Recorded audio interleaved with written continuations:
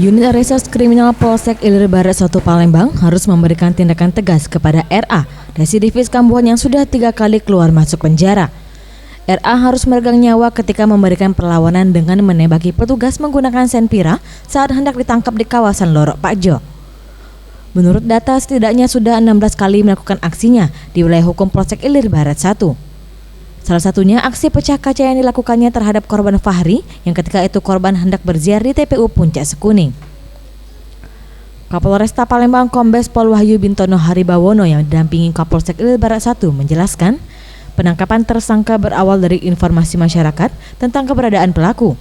Usai menerima laporan tersebut, pihaknya melakukan penyelidikan dan penangkapan. Namun hendak ditangkap pelaku mencoba untuk melawan dengan menembaki senjata api ke arah petugas yang membuat pihaknya harus memberikan tindakan tegas dan terukur. Pukul 17.30 ya, sore hari, ini di sekitar Jalan Jaya di Kelurahan Pakjo ya, Kecamatan Ilir Barat 1 Kota Palembang. Petugas kami yang memang sudah lama ya melakukan penyelidikan ini berhasil menemukan tersangka, ya,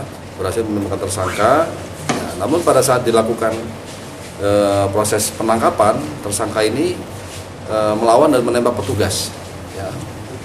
Untungnya tidak kena petugas, ya. Kemudian karena situasinya sangat mendesak, ya, dan juga untuk keselamatan petugas dan keselamatan